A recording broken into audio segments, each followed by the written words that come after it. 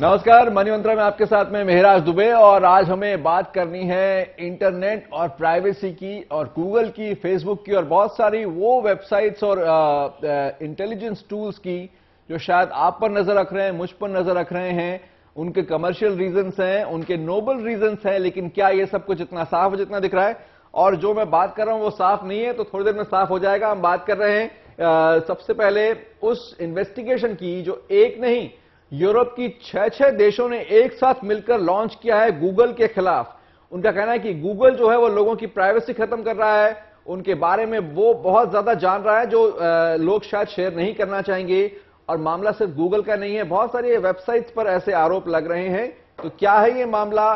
क्या गूगल या फेसबुक या दूसरे इंटरनेट मार्केटिंग टूल्स आपकी प्राइवेसी को खत्म कर रहे हैं और इससे आप कैसे बच सकते हैं? इसमें क्या सही है क्या नहीं, ये सब चर्चा करनी है आज मनी मंत्रा में, क्योंकि इसमें बहुत सारा पैसा जुड़ा हुआ है, आपका पैसा जुड़ा हुआ है, कस्टमर कंज्यूमर का पैसा जुड़ा हुआ है। हमारे साथ स्टूडियो में है खास मेहमान जो इस सब्जेक्ट को जानते हैं। Manoj Kumar, managing partner from Hammurabi and Solomon, senior advocate हैं। आपसे समझेंगे कि क्या उसके लीगल लिमिट्स हैं, क्या सही है क्या गलत है। हमारे साथ हैं अभिजीत आर्या, आप हैं chief mogul from internet mogul, CEO from internet moguls. आप बहुत सारी कंपनीज को सिखाते हैं कि इंटरनेट पर कैसे अपना बिजनेस बढ़ाएं, उसमें क्या सही है, कितना लीगल है, कितना नहीं, उनसे पूछेंगे। और हमारे साथ हैं इब्राहिम अहमद, वरिष्ठ पत्रकार हैं, group editor from cyber media. बहुत बहुत स्वागत है आप सभी का। ये गूगल की जो बात है दोबारा दोहराऊं कि एक नहीं 6 देश, Britain, Germany, France, Italy, Spain and Netherlands, इन सब मिलकर इन्वेस्टिगेशन कर रहे हैं गूगल पे की कहीं प्राइवेसी तो आप गड़बड़ नहीं कर रहे हैं। और एक तरह से इसको कमेंटेटर्स कह रहे हैं कि ये ईयू का, यूरोपियन यूनियन का एक फ्रस्ट्रेशन है गूगल को लेके कि अब इकट्ठा सब मिलकर इन्वेस्टिगेशन कर रहे हैं। मनोज, आपको क्या कहना है? इनफैक्ट गूगल के ऊपर इस तरह के आरोप पिछले 3-4 साल से लग रहे हैं, एसेंशियली कंज्यूमर्स के राइट्स को वायलेट करने में। पहले एंटी कॉम्पिटिटिव प्रैक्टिसेस के ऊपर इनके ऊपर आरोप लगे कि ये जबरदस्ती कंज्यूमर्स को बाकी सर्विस प्रोवाइडर्स को डिनाई करते हैं और इसलिए कंज्यूमर्स को हाई प्राइस पे इन्हीं के एफिलिएट से सर्विसेज लेनी पड़ती हैं। तो सबसे पहले तो एक वो डैमेजिंग था जिस पे 3-4 साल से चल रहा था। जनवरी में इन्होंने एक सेटलमेंट भी किया एफटीसी के साथ, जो यूरोप का अथॉरिटी है, और उसमें अंडरटेकिंग दी कि हम चेंजेस लाएंगे अपने रिजीम में। अब जाके जो बात सामने आ रही है वो कुछ कुछ उसी से जुड़ा हुआ है कि इनकी जितनी भी प्रैक्टिसेस है इंटरनली अपने बिजनेस प्रमोट करने की, ये सारी की सारी एंटी कंज्यूमर हैं। ये कंज्यूमर का डेटाबेस जो बिल्कुल प्राइवेट प्रॉपर्टी है कंज्यूमर का, कॉन्फिडेंशियलिटी एग्रीमेंट के अंतर्गत आता है, वो ये खुलेआम शेयर करते हैं अपने बाकी सर्विस प्रोवाइडर्स के साथ, एप्लीकेशन डेवलपर्स के साथ। जो आप सर्व करते हैं वो गूगल के पास अगर नोटेड है तो वो अपने एडवर्टाइजर्स के साथ, अपने पार्टनर्स के साथ वो शेयर कर रहा है कि ये कौन है, कितने साल का है, क्या खरीद रहा है, कहां क्या सर्व कर रहा है, ये उन्हें मालूम है क्योंकि आपके कंप्यूटर का एड्रेस उन्हें मालूम है। बिल्कुल। तो ये दुनिया भर के लोग क्या सोच रहे हैं इब्राहिम से समझेंगे, लेकिन पहले ये है क्या समझते हैं। अभिजीत ये क्या है? ये गूगल को अगर हम थोड़ी देर के लिए अलग भी रख दें, ये इंटरनेट मार्केटिंग क्या है, कैसे ट्रैक किया जाता है और क्या क्या ट्रैक हो सकता है जिसको लेके इतनी चिंता बढ़ गई? देखिए, पहली बात तो सब कुछ ट्रैक हो सकता है, you know, it is sort of a double edged sword. इसी की वजह से एक इंडस्ट्री भी बनी है, एक $multi-billion इंडस्ट्री भी बनी है, जिससे जो एक मार्केटर के फायदे के लिए है। कुछ भी ट्रैक हो सकता है। You can find out today what kind of consumers you want to go after against the other offline mediums. This is a little more targeted, so you know what is the demographic of the person, किसको आप अपना सामान बेचना चाहते हैं। तो right audience को test करके उसका रिजल्ट लेके फिर you can keep sharpening your marketing. So from an industry point of view it is very good. कुछ भी आप टारगेट कर सकते हैं किसी भी ऑडियंस को in India, in anywhere in the world. But from the consumer's point of view, yes, it's like I said, a double-edged sword. कि consumer को आप उसकी सारी information उसको बताए बिना भी जा सकती है। किस तरह की information?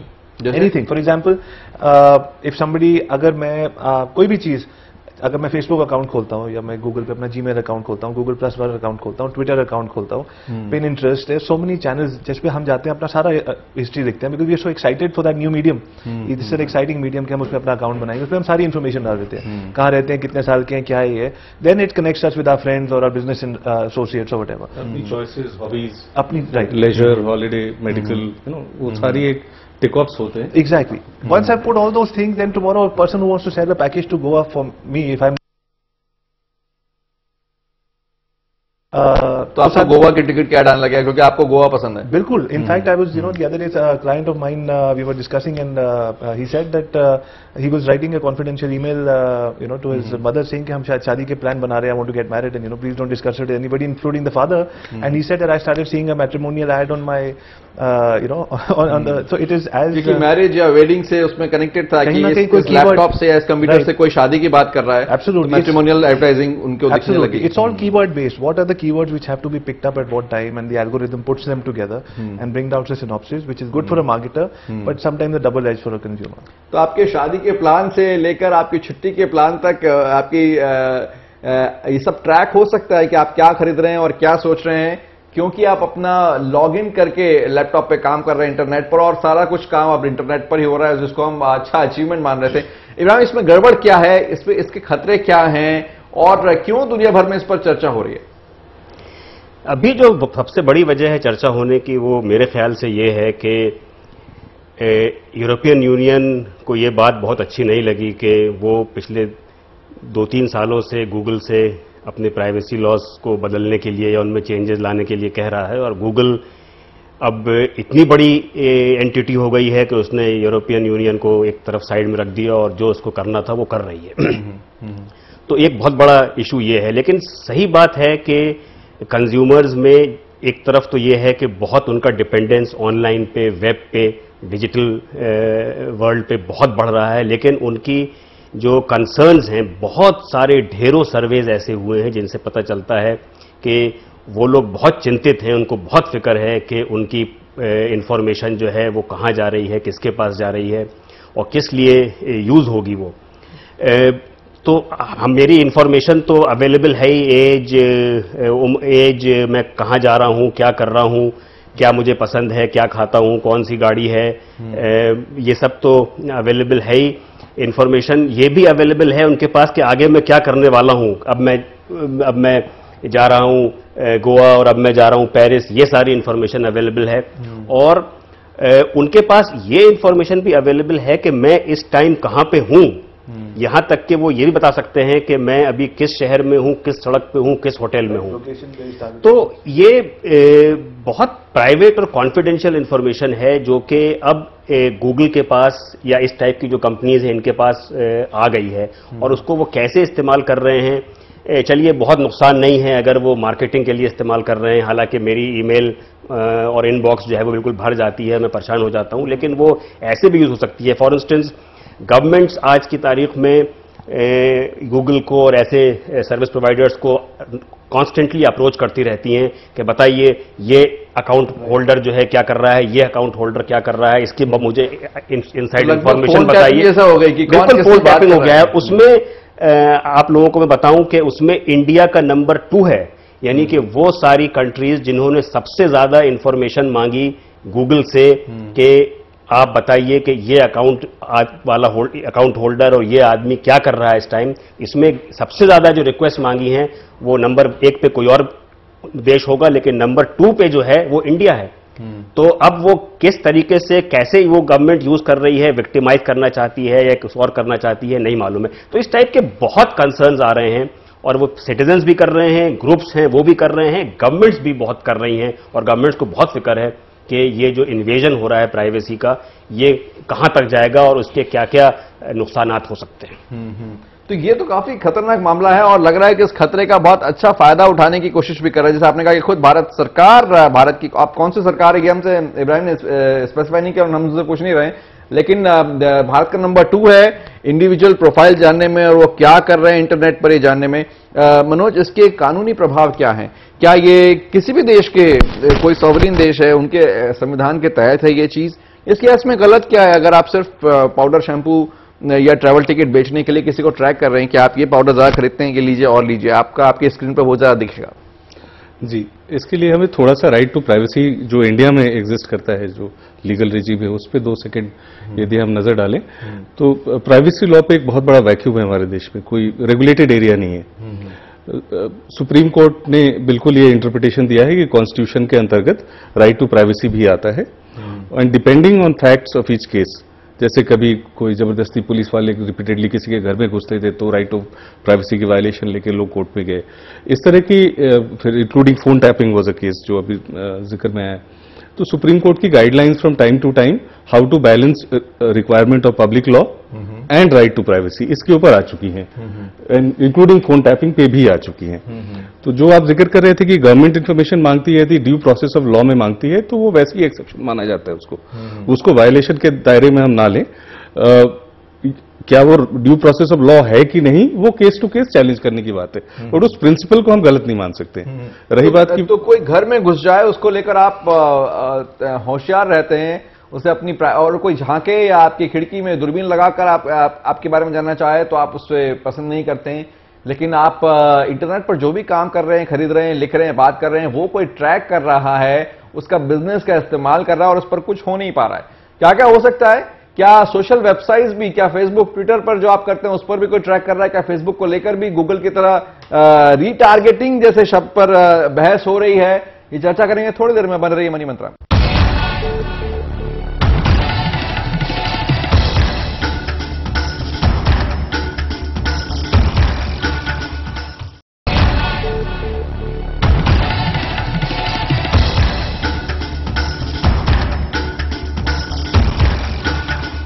मनी मंत्रा में हम बात कर रहे हैं इंटरनेट की, गूगल की, फेसबुक की और बहुत सारे इंटरनेट मार्केटिंग की। मामला है किस तरह यूरोप के 6 देशों ने इन्वेस्टिगेशन शुरू कर दिया है गूगल के खिलाफ, ये कहते हुए कि आप आम नागरिकों की प्राइवेसी को खत्म कर रहे हैं। आप जानने की कोशिश कर रहे हैं कि वो क्या करते हैं, कब करते हैं, क्या खरीदते हैं, क्या सोचते हैं, क्या बातें करते हैं, क्योंकि इंटरनेट के जरिए ये कुछ संभव हो पा रहा है। और हमने हमारे मेहमानों से बात की कि क्यों, इसमें क्या गड़बड़ है।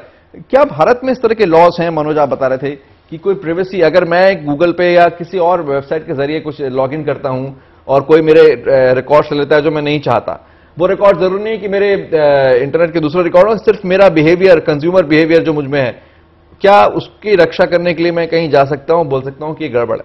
जी, इनफैक्ट सिर्फ इन्फॉर्मेशन को यदि हम उठाएं कि जो इन्फॉर्मेशन हम वेबसाइट पे अकाउंट खोलते समय डालते हैं, इन्फॉर्मेशन टेक्नोलॉजी एक्ट है हमारे पास, जिसमें सेक्शन 43 है, 69 भी 2 साल पहले लाया गया है। ये शॉर्ट में बोला जाए, सिंपल वर्ड्स में, तो ये कहते हैं कि अनवारंटेड डिस्ट्रीब्यूशन ऑफ इंफॉर्मेशन यदि कोई करता है एंटिटी, तो जो इंजर्ड है उसको कॉम्पनसेशन का एक राइट बनता है। ये तो इंफॉर्मेशन हैंडलिंग की बात होगी।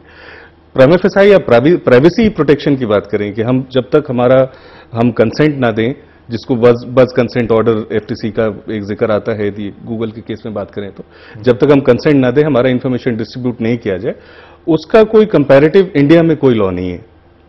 तो लीगल वैक्यूम है यहाँ पे, और उसकी वजह से होता है कि कॉन्ट्रैक्ट के ऊपर बात आ जाती है कि जब ये एग्रीमेंट साइन कराते हैं, टर्म्स एंड कंडीशंस जो टिक ऑफ कराते हैं, आई एक्सेप्ट क्लिक करके, और आप जल्दीबाजी में ओके कर देते हैं, तो सिर्फ उस पे आ जाती है। उसमें ये लोग कहते हैं disclosure of information necessary for your transaction.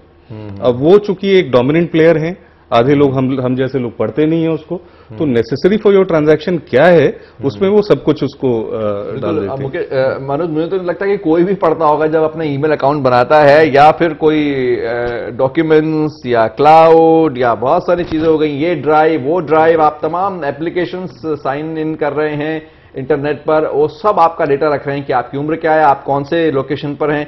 ये कोई क्यों करेगा अभिजीत? इससे मार्केटिंग में क्या फायदा मिलता है? जी, मार्केटिंग में तो फायदा मिलता है इस चीज का।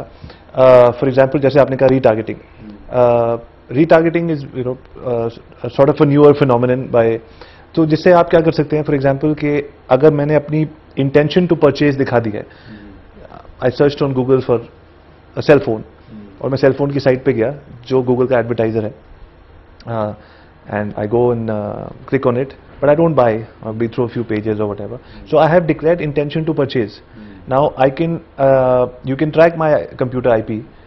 So next time that I get up in the morning and I'm working in my office and doing something else, so I can see that cell phone ad reminding me, because that is tracked my intention to purchase. So retargeting is a good medium, because sometimes we're busy, or we don't have time, or because of whatever thing we're not buying, but we want to buy. So from a marketing point of view, these tools are, I think, great.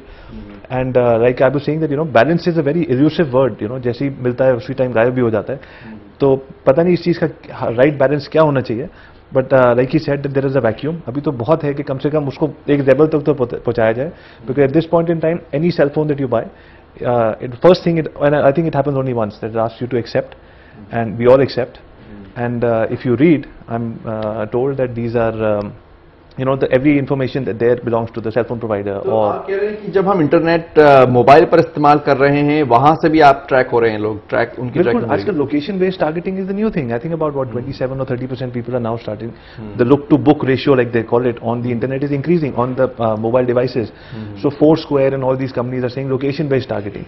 So a lot of youngsters mostly who are unaware, or they're saying they want to know. So as soon as they check into a location, I've checked into this hotel, I've checked into this restaurant or nightclub.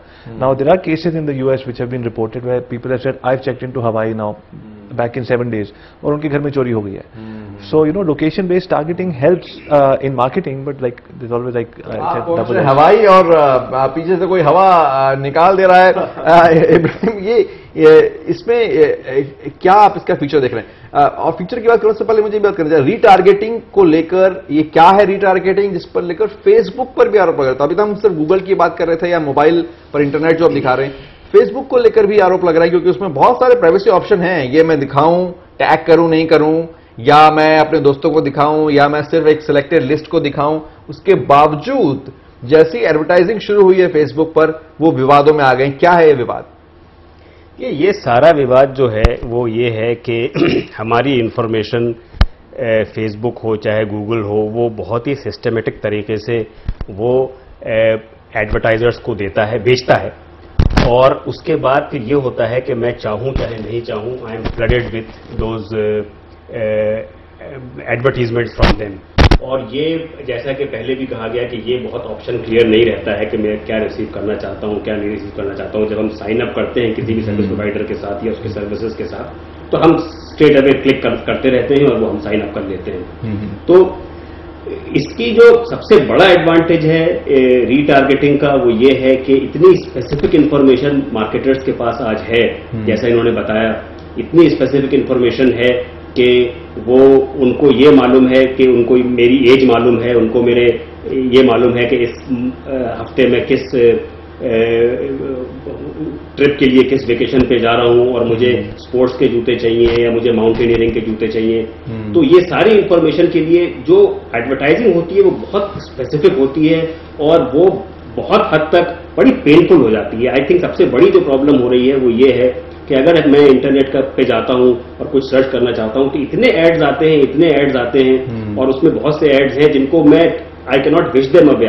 There is no place to click and say, okay, please remove this ad from here. तो सबसे बड़ी problem जो है वो ये है कि the entire experience of surfing, etc., has now become very painful.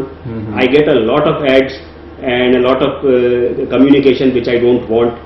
That's, I think, the biggest challenge. And और जो लॉ की बात इन्होंने कही बिल्कुल सही है. इंडिया में कोई लॉ नहीं है, लेकिन इतनी डिपेंडेंस बढ़ गई है कि मैं कहीं पे पढ़ रहा था कि ये जो अभी जो लेटेस्ट ईयू का डिसीजन है, और इसमें ये अगर फाइन करते भी हैं गूगल को, तो वो करीब 5 लाख पाउंड का फाइन है. 5 लाख पाउंड गूगल कमा लेता है करीब 10 मिनट में. हर 10 मिनट जितना कमा रहे हैं वो ही सिर्फ फाइन देना होगा. उनके लिए प्रॉब्लम ही नहीं है. लेकिन तो अचानक बढ़ते बढ़ते ये कंपनियां इतनी बढ़ गई, इनका कारोबार इतना बढ़ गया है कि और कानून इतना बना नहीं है कि उनको कोई डरा सके. बिल्कुल. और लास्ट चीज तो मैं ये कहना चाहूंगा कि मैं ये भी कहीं पढ़ रहा था कि ये जज जिसने ये प्रोनाउंसमेंट दिया है, उससे पूछा गया कि भाई आप कौन सा सर्च इंजन यूज करते हैं, आप कौन सा ब्राउजर यूज करते हैं, तो उसने कोई जवाब नहीं दिया. तो क्या वो भी गूगल यूज करता है या वो कुछ और यूज करता है, हमें नहीं मालूम. तो आप स्ट्रिक्चर्स जारी करते रहिए कंपनीज के खिलाफ, लेकिन बहुत पॉसिबल है कि आप खुद भी गूगल यूज कर रहे हैं. Because the thing is actually largest provider today, and आपके पास जब इवन अब हमारे सेलफोन्स वगैरह पे जो भी हम सर्विस प्रोवाइडर इतने आ गए, competition rates everything has gone down. So competition is a healthy thing. Google का कोई कंपटीशन है ही नहीं. गूगल एंड फेसबुक मोनोपोली पे मैं आगे बात कहना चाहूंगा कि इसमें ये लोग भी बहुत कंट्रोल कर सकते हैं. गूगल ये कंट्रोल कर सकता है कि कौन से ऐड आपके पास आए.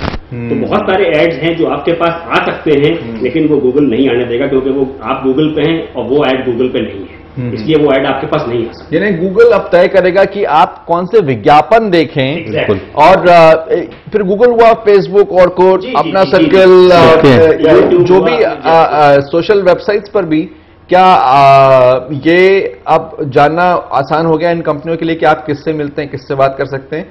और ये भी कि हो सकता है आप थोड़े वक्त के लिए किसी को जानना चाहें, फिर आप डिसाइड करें नहीं हमें इनको मित्र नहीं बनाना है, लेकिन वो रजिस्टर हो गया तो रजिस्टर हो गया। क्या ये भी ये खतरा भी है आपको लगता है? दोनों चीजें, लाइक आई सेड, आपने एक बार प्रोफाइल बना दिया, उस प्रोफाइल की बेसिस पे मोस्टली टारगेटिंग होती है। That's number one, that you say that I am this kind of a person, I travel like this, this is my lifestyle habits, favourite film है, ये मेरा गाना है, ये मेरा कपड़ा है। हाँ बिल्कुल। और एक तो आपने वो एक बार बना दिया, mostly people don't change that. Secondly जो हमारी डे टू डे हैबिट्स होती हैं, but today if I don't want, if I feel that I'm being irritated by the ads that I don't want to see, मैं अपना profile change कर देता हूँ। let me, if I'm more interested in sports now, let me put some sports thing, और वो उस type की add आने लग जाएंगे। ऐड नहीं जाएंगे, it's a free medium, we're not paying for it also। So to just to balance the situation, they're saying they're not asking us to pay for it. So we are using these brilliant, very amazing tools for our personal and marketing use at no cost. And so they are saying that we reserve a right to market to you. That's what I feel that the market is at today. Apart from the monopoly fact. So I think वो brilliance of marketing कहीं ना कहीं nuisance का दायरा जब पार करने लगेगा, तो I think the law will catch up. बिल्कुल। तो when will law catch up is the question. When will law catch up? When will people become aware? अब जब लोग पहली बार अपना सोशल मीडिया अकाउंट खोल रहे हैं, या पहली बार गूगल या किसी और के साथ अकाउंट खोल रहे हैं, ऐसे में मैं चर्चा करना चाहूंगा आर्कनसास, जो अमेरिका का एक राज्य है, वहां उन्होंने अभी अभी एक कानून पास किया है वहां के संसद ने कि कोई भी यूनिवर्सिटी या कोई भी आपकी नौकरी देने वाला जो है एम्प्लॉयर, वो आपसे पासवर्ड नहीं मांग सकता, फेसबुक का या गूगल का या कोई भी आपसे पासवर्ड सोशल साइट का नहीं मांगता। इसका मतलब है कि वहां पर शायद ऐसे केसेस हुए होंगे कि आप क्या करते हैं फेसबुक या लिंक्डइन पर या ऑर्कुट पर, वो हम देखना चाहते थे कि हम डिसाइड कर सकें आपको नौकरी देना है या नहीं देना है। इसको आप क्या कहेंगे? वेल, कुछ हद तक ऑस्ट्रेलिया का एग्जांपल इसका मैं कंपैरेटिव लेना चाहूंगा गूगल के केस में ही। ऑस्ट्रेलिया में कंपटीशन इश्यूज और कंज्यूमर इश्यूज, ये दोनों को मर्ज करके प्रोसीडिंग स्टार्ट हुई थी गूगल के अगेंस्ट। इस साल के बिगनिंग में ही ऑर्डर पास हुए और they found Google liable for this, और उन्होंने डायरेक्शन दिया कि कंज्यूमर कंप्लायंस रिजीम एक बनाएं, इंडिपेंडेंट ऑफ यूरोप और ऑस्ट्रेलिया का थोड़ा अलग कहानी है। वहां पे उन्होंने कंज्यूमर को फोकस करके कि कंज्यूमर कंप्लायंस रिजीम बनाएं। तो इंफॉर्मेशन प्रोटेक्शन की ये बात है जो अरकानजा का लेजिस्लेशन है कि information is my property. India में हम उसको क्रिमिनल ब्रीच ऑफ ट्रस्ट के दायरे में देख सकते हैं कि मेरी प्रॉपर्टी को कोई मिसहैंडल करता है तो क्रिमिनली लायबल है फॉर प्रोसिक्यूशन। ये कानून अभी है इंडिया में, मेरे बारे में इंफॉर्मेशन वो मेरी संपत्ति है, जब तक मैं हाँ ना कहूं, साइन ना करूं, तब तक कोई उस इंफॉर्मेशन का इस्तेमाल नहीं कर सकता। वो एक एक्सट्रीम व्यू हो गया थोड़ा लीगली, उस हद तक कोई गया नहीं है अभी तक, बट हाँ इंफॉर्मेशन आपकी संपत्ति है, इसीलिए उसको कॉन्फिडेंशियल इंफॉर्मेशन। लेकिन शायद ये भी एक डिबेट है कि मैं मर जाता हूं तो मेरी सारी इंफॉर्मेशन, मेरी पिक्चर, मेरी पोस्ट जो फेसबुक पे है या लिंक्डइन पे है या यूट्यूब पे है, वो किसकी है? इनफैक्ट उसकी is gone to another crazy level. वो कह रहे हैं कि वो उसकी वैल्यू क्या लगेगी? अगर इफ आई एम पिक्चर्स हैं, I am a customer for all these, so मेरी फेसबुक अकाउंट की कोई वैल्यू होगी, आपकी कुछ होगी, उसकी भी वैल्यूएशन होगी। इन्होंने जो बात कही वो मेरे ख्याल में अभी बहुत कम है इन टर्म्स ऑफ, या आपने जो आर्कानसास का एग्जांपल कोट किया जी। अब दूसरी चीज हो रही है, सोशल मीडिया इतना सोशल मीडिया मतलब गूगल और फेसबुक और ये सब इतनी स्ट्रांग हो गई हैं और इतनी तेजी से ग्रो कर रही हैं और इतनी पॉपुलर हो गई हैं कि बहुत सारी कंपनीज अब ये कह रही हैं क्या तुम्हें नौकरी जब देंगे हम अगर तुम्हें सोशल मीडिया में अच्छे तरीके से डील करना आता है। क्या तुम फेसबुक पे हो, क्या तुम लिंक्डइन पे हो, क्या तुम यूट्यूब पे हो, क्या तुम गूगल प्लस पे हो। तो वो ये कह रहे हैं कि ये सब चीजें करके you can do better marketing, you can make better relationships, better contacts, better collaboration. तो एक ये पहलू भी है कि सोशल मीडिया और इस टाइप के साइट्स पे अगर आप एक्टिव नहीं हैं तो शायद आप दुनिया में बहुत कामयाब नहीं होंगे। बिल्कुल, तो ये नौकरी पाने का और एक क्राइटेरिया, एक एलिजिबिलिटी क्राइटेरिया भी बनता जा रहा है। लेकिन यहां पर कुछ और बातें, कंज्यूमर्स के अधिकारों को लेकर क्या बहुत चॉइस कम हो गई है? अधिकार तो दूर की बात है, आपकी खुद चॉइस जो आप पसंद चाहते हैं वो नहीं हो पा रही, नहीं मिल पा रही। आपको एडवर्टाइजिंग कैसे हो रही है? हम बात कर रहे हैं गूगल, फेसबुक और तमाम उन वेबसाइट्स की जो आपका डेटा, आपके बारे में जानकारी ट्रैक कर रहे हैं, वो नोट कर रहे हैं और फिर मार्केटिंग कंपनियों को दे रहे हैं ताकि वो आपको वैसे ही विज्ञापन भेज सकें। क्या है ये मामला? इस पर चर्चा चलते आगे भी करेंगे, थोड़ी देर में आ रहे हैं मनी मंत्रा में।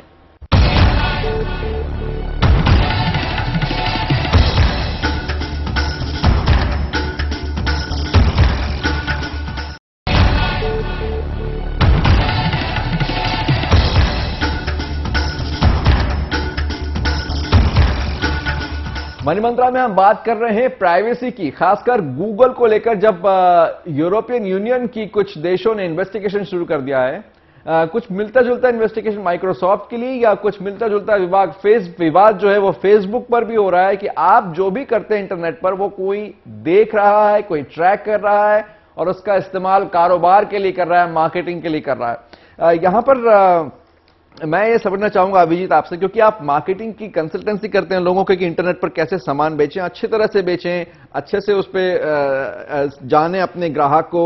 ये सब बहुत नोबल रीजंस दिखाई देते हैं, लेकिन क्या इससे एक रिस्ट्रिक्शन भी हो जा रहा है? अगर मैंने कोई टिकट खरीदी, ट्रैवल की टिकट खरीदी, उसी से जुड़े विज्ञापन आ रहे हैं, यानी बहुत सारे दूसरे विज्ञापन, दूसरे प्रोडक्ट्स वो मेरे पास नहीं आएंगे क्योंकि गूगल या फेसबुक उनके ग्राहक नहीं है। नहीं, उसको मैं थोड़ा डिफरेंट तरीके से बताना चाहूंगा। फॉर एग्जाम्पल कोई न्यूज़पेपर भी अगर हो गया या any other form of advertising जिसको आप देख लीजिए, उसमें जो उनका ग्राहक, जो उनका कस्टमर होगा न्यूज़पेपर का, उसी के ऐड दिखेंगे कंज्यूमर को। Consumer gets it for free और ₹2 और व्हाटएवर। सिमिलरली हियर, तो आपको उसी के ऐड दिखेंगे जो ऐड उनके साथ स्पेंड कर रहा है। दूसरों अगर ज्यादा नहीं, लेकिन जब मैं बाहर निकलता हूं तो मुझे विज्ञापन दिख सकता है, फला टीवी का सड़क पे, फला मोबाइल फोन का विज्ञापन दिख सकता है, लेकिन यहां पर ऐसा नहीं होने वाला है। यहां क्योंकि ये चैनल्स आपको अच्छी तरह जानते हैं, समझते हैं और रोज अच्छी और बेटर समझने की कोशिश कर रहे हैं। Every day these marketing tools और इनसे काम करने वाले लोग, जिनको पहले हम स्टैटिस्टिशियंस बोलते थे, जो स्टैटिस्टिक्स समझते थे, अभी इंटरनेट के एनालिटिक्स जो समझते थे, called data scientist. The new crop of data scientist is increasing and they getting to know us even better on every day basis. तो yes, that way you right. ये कोई कंज्यूमर राइट्स का हनन है आपको लगता है? बिल्कुल कंज्यूमर राइट्स का हनन है, और बिकॉज आप चॉइस डिनाई कर रहे हैं कंज्यूमर्स को। और यही इशू को लेके हमारी कंपटीशन कमीशन ऑफ इंडिया ने भी जुलाई 2012 में ऑलरेडी इन्वेस्टिगेशन स्टार्ट कर दी है, इंसिडेंटली गूगल के अगेंस्ट ही, जो अभी process is still on, investigation का प्रोसेस। उसमें यही जो पॉइंटर्स हैं इन्वेस्टिगेशन के, वो यही है, denial of choice to consumers as an anti competitive measure. तो उसमें गूगल की जो अपनी बहुत सारी subsidy, Google Travel, Google this, Google that, Google Earth, ये जितनी सारी हैं, द मोमेंट आप गूगल नॉर्मल सर्च इंजन पे सर्च मारते हैं इस तरह के किसी भी चीज का, तुरंत से वो अपनी सब्सिडीज को आगे बिठाते हैं। दे गिव उनके विषय में सबसे पहले लिस्टिंग आएगी, और जो बाकी हैं वो will come far below the list. So chances are कि you will choose and use their services only। तो इसको आप कैसे देखते हैं इब्राहिम? चॉइस इसमें रिस्ट्रिक्ट हो रही है या फिर गूगल सिर्फ अपना कारोबार कर रहा है? देखिए, मैं अपने ऑफिस का एग्जांपल दूं तो छोटा सा एग्जांपल है, लेकिन ये कि मेरे ऑफिस में आई थिंक ज्यादातर लोग गूगल और गूगल टाइप की सर्विसेज से बहुत खुश हैं, क्योंकि उनको बहुत सारी चीजें मिलती हैं गूगल से, इंफॉर्मेशन, गूगल से सोशल नेटवर्किंग, गूगल से यूट्यूब, ये वो। लेकिन फैक्ट ये है कि वो एक खुश तो हैं, लेकिन वो साथ साथ ये भी कहते हैं कि हाँ यार, अब जो है वो हमारी प्राइवेसी, हमारी इंफॉर्मेशन। तो इसलिए बड़ा मुश्किल है इसका कोई ब्लैक एंड व्हाइट में जवाब देना कि लीगली हो रही हैं प्रॉब्लम्स हैं, चीजें हो रही हैं जो लीगल इश्यूज हैं इसमें। लेकिन कंज्यूमर्स की अगर पूछिए तो consumers I think by and large जो हैं वो खुश हैं। बहुत इंटरेस्टिंग बात खुद एक गूगल के जो लीडर्स हैं उनमें से किसी ने ये कही है कि अब जो है वो दुनिया वेब की हो गई है, ऑनलाइन की हो गई है। उसमें अगर आप चाहते हैं कि हम आपकी अच्छी से अच्छी सेवा कर सकें, आपको हम बहुत अच्छी तरीके से सर्व कर सकें, तो उसके लिए बहुत ज़रूरी है कि आप हमको अपनी जितनी इंफॉर्मेशन दीजिए हैं कि नुकसान हैं, कम कौन सा है, ज्यादा कौन है, लोग खुश हैं कि नहीं हैं, इसके आई थिंक दोनों ही पहलू हैं। और जैसा कि आपने कहा वकील साहब ने कि आई थिंक देखना ये होगा कि ये ऐसे रेल में न चला जाए जिससे कि सीरियस से जिसके इम्प्लीकेशंस हो। क्या ये इट मेक्स पीपल वल्नरेबल, वो उनके हालात का कोई गलत इस्तेमाल कर सकता है, उसको आप कैसे देखते हैं बिजनेस एथिक्स के तौर पर, क्योंकि आप भी कुछ मिलते जुलते बिजनेस में हैं अभिजीत? नो डेफिनेटली, अगर सिर्फ इंफॉर्मेशन का किसी भी तरीके से यू एक्वायर इंफॉर्मेशन, उसको आप किस तरीके से यूज करें, that determines if it's right और wrong. So if a marketer is using information to serve a better ad और बेटर टारगेटेड एड, कि वो आदमी को ये नहीं चाहिए, उसको ये चाहिए, तो उसको वही दे दिया, तो guy is also happy. That is why people are going, जो गूगल से the people who are searching on Google and experiencing Google is only increasing. It's not that people are unhappy. A lot of people, these debates happen, people understand is, there are some, there might be an element जो हमारी privacy दे रहा है वो, but उनको experience अच्छा लग रहा है, उनको चीजें घर बैठे बैठे मिल रही है, उनके घर डोर स्टेप पे डिलीवर हो रही है, they're getting information, children are studying, getting better education, tutorials, web, YouTube, people are launching their music video, उसको लगता है मेरा ड्रीम है कुछ बनना, वो उसी पे कर देता है, and he gets 2000, 10,000 views and he feels कि yes मेरे गाने में दम है. So this is a very interesting medium. Revolutions and mass movement campaigns are now being launched on some of these media. Yeah. But लेकिन इसमें we should not confuse the issue. We should not confuse lack of options. ये definitely एक नया regime है, नया opportunity है पिछले 4-5 साल से जो हम देख रहे हैं इंडिया में सोशल मीडिया के रूप में या इंटरनेट रिवोल्यूशन के रूप में. तो ऑब्वियसली इसमें जो सबसे पहले लीड करेगा, he will have an advantage of giving solutions to people. That does not mean that everything is okay. हम एक कानून के दायरे में रहते हैं. कॉन्स्टिट्यूशन ये कहता है कि एक सर्टेन बेसिक राइट्स प्रोटेक्टेड हैं कंज्यूमर्स के लिए, लोग के लिए, इंडियन सिटीजन्स के लिए. Then we have consumer law, we have competition law. उसमें ये सब कहीं नहीं आती है कि लोग का परसेप्शन क्या है, कौन खुश है, कौन खुश नहीं है. अरे उसको आज अपना लॉन्च करना है म्यूजिक, आज उसके पास जो ऑप्शन है उस पर कर दे रहा है. दैट डज नॉट मीन कि जो हो रहा है वो सही है. लेवल प्लेइंग फील्ड नहीं है तो नहीं है, उसके लिए something has to be done. और इसीलिए कंपटीशन कमीशन इन्वेस्टिगेट कर रही है, इसीलिए और जगह इसको नोटिस लिया जा रहा है, एक्शनिंग इस पे हो रही है, डायरेक्शंस दिए जा रहे हैं कंज्यूमर कंप्लायंस रिजीम बनाने के लिए. तो इन दोनों को अलग अलग बॉक्स में रख के आई थिंक जो करना है रेगुलेटरी रिक्वायरमेंट एक वैक्यूम है, that is there and that has to be worked on. Competition, क्योंकि अभी कंपटीशन नहीं है, so the government, the bodies have to step in. But eventually अगर आप मेरे से पूछे सिचुएशन कब ठीक होगी कि प्रॉपर बैलेंस आएगा, जब इस इंडस्ट्री में कंपटीशन आएगा. दर्शकों को साथ में ले लूं, तो चर्चा अब इस बात पे आ गई कि क्या गूगल एक मोनोपोली है, क्या सिर्फ वो बाजार में इस तरह से व्यवहार कर रहे हैं कि उनके अलावा कोई और घुस ना सके आपके लैपटॉप पे, आपका ईमेल एड्रेस ना खुलवा सके. आप उसको ऐसे देखते हैं? 21st 22nd सेंचुरी के मोनोपोलीज हैं ये, गूगल एंड फेसबुक. अभी कोई इनके कंपटीशन उस हद तक नहीं आए हैं. जब 4 लोग आएंगे and they vying for the same person, then they will also listen to the public fast. लेकिन इसमें जिसको बोलते हैं एंट्री कॉस्ट, स्विचिंग कॉस्ट बहुत ज्यादा है ग्राहक के लिए भी. अगर वो फेसबुक या गूगल पे है और उसको अचानक दूसरे वेबसाइट पे, दूसरे किसी सर्विस पर स्विच होना है, वो नहीं हो सकता. तो कैसे ये मोनोपोली कभी टूटेगी? ये बहुत मुश्किल सवाल है. मेरे हिसाब से अभी आने वाले 10-20 सालों में तो ये मोनोपोली टूटने वाली नहीं है. इनकी मोनोपोली और स्ट्रांग होती जाएगी. ये दूसरी चीज है कि क्या कंज्यूमर्स थक जाएंगे, कंज्यूमर्स फेसबुक से थक जाएंगे, कंज्यूमर्स लिंक्डइन से थक जाएंगे, या लिंक्डइन के जो फायदे और फेसबुक के और गूगल के जो फायदे दिखा के कंपनीज पैसा कमा रही हैं, वो फायदे बहुत कम हो जाएंगे. ये पॉसिबिलिटी है. लेकिन अभी इनकी मोनोपोली खत्म होने वाली है जल्दी, ये नहीं लगता मुझे. मनोज, मोनोपोली की बात जहां तक है, जी, मोनोपोली खत्म वॉलेंटरली तो होता नहीं है कभी भी. मतलब हमें तो ये बिल्कुल भूल जाना चाहिए कि वो अपने बेस्ट प्रैक्टिसेस चेंज करेंगे. कोई नहीं करता है, किसी ने कभी किया नहीं है. हमेशा जो रेगुलेटर होता है वो नॉर्म्स सेट डाउन करता है और वो नॉर्म्स को फॉलो करना पड़ता है, अदरवाइज फाइन्स बहुत प्रोहिबिटिव होती हैं. हमारे यहाँ जो रेगुलेटर है उन्होंने एक एग्जाम्पल तो दे दिया था रियल एस्टेट के केस में, जिसमें एक चूंकि जब फ्लोर्स चेंज करना पड़ा तो समथिंग लाइक 500+ करोड़ का फाइन लगा था एक डेवलपर के अगेंस्ट. जो मतलब किस हद तक जा सकते हैं और केसेस में परसेंटेज पे, सीमेंट वगैरह में परसेंटेज पे इंपोज किया फाइन। तो प्यूनिटिव है, वो रिजीम है हमारे पास, एक्शन में है, it's already working. Competition commission है, हम लोग है 2% ऑफ द ग्लोबल रेवेन्यूज आपको फाइन देना होता है। वो उसमें शायद वो यूएस EU का कोई लॉ है। CCI जी, हाँ, इंडिया का नहीं। भारत में हम सीमेंट इंडस्ट्री में देख सके, बिल्कुल। सीमेंट इंडस्ट्री पे एक गंभीर आरोप लगा था कि आप सब मिलके अपनी कैपेसिटी को इस्तेमाल नहीं कर रहे हैं और कीमत ज्यादा रख रहे हैं, उन पर काफी बड़ा जुर्माना लगा था। So competition commission appropriate regulator है, उसने अपना दिखा दिया है that yes we are serious. जब भी एलिगेशंस आएंगे तो हम इन्वेस्टिगेट करेंगे। प्रोमेफेसाई उनको लगा गूगल के केस में भी कि वायलेशंस हैं, इन्वेस्टिगेशंस ऑन है, और आगे चल के जो भी नॉर्म सेटिंग होगी सीसीआई की वो फॉलो करना पड़ेगा इनको। इसमें एक और पॉइंट में छोटा सा बताना चाहूंगा कि ये सिर्फ इशू गूगल की मोनोपोली का नहीं है, ये भी इशू है कि क्या इसकी वजह से, गूगल की मोनोपोली की वजह से यूएस की मोनोपोली हो जाएगी पूरी वर्ल्ड पे।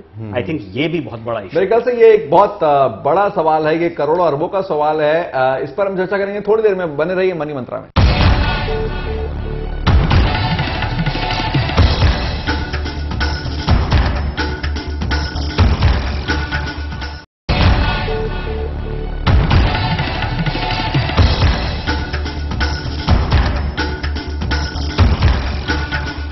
मनी मंत्रा में हम बात कर रहे हैं गूगल, फेसबुक और कुछ ऐसी ही बिजनेसेस की जिन पर आरोप लग रहे हैं कि वो आम लोगों की जो इंटरनेट पर सर्फ करते हैं उनको ट्रैक कर रहे हैं, वो कुछ गैर कानूनी कर रहे हैं, वो कुछ ऐसा कर रहे हैं जो एथिकल नहीं है, सही नहीं है।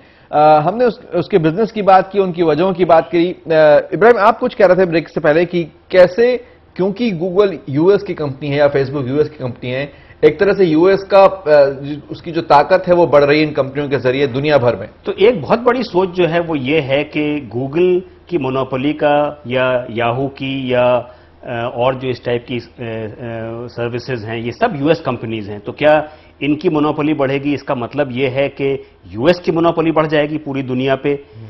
सबसे ज्यादा फिक्र जो हो रही है इसके बारे में वो ऐसे रीजन्स को हो रही है जैसे चाइना है या यूरोपियन यूनियन है, इवन इंडिया है, जो कि बहुत हद तक एक अप्रीहेंशंस रहते हैं उसके। तो एक बहुत बड़ा जो चर्चा का विषय है वो ये भी है कि बात शायद सिर्फ ये गूगल की नहीं है बल्कि ये यूएस की ग्लोबल मोनोपोली और डोमिनेशन की बात है। तो हमने देखा कि चाइना ने पहले गूगल के सर्वर्स पर बड़ा ऑब्जेक्शन उठाया था, फिर उन्होंने उसे हांगकांग शिफ्ट किया मेरे ख्याल से। अब हम देख रहे हैं कि यूरोप के एक देश गूगल पर इन्वेस्टिगेशन कर रहे हैं। क्या आपको लग रहा है कि इंटरनेट पावर को लेकर दुनिया में बहुत हलचल हो रही है? अभिजीत, आपको लगता है? If the stories of yesteryears are to be believed, I think internet जो बना था ना वो आई थिंक यूएस और किसी आर्मी ने बनाया था to communicate with in each other, then they opened it to the world. So you know it was a communication medium which was kept private, और अब वो खोल गया है।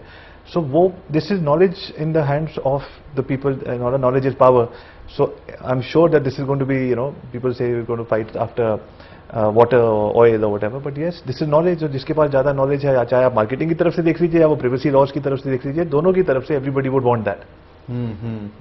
मनोज, इंटरनेशनल पॉलिटिक्स और जियो पॉलिटिक्स और इंटरनेट, इंफॉर्मेशन इज पावर जैसे ही कह रहे थे, बिल्कुल।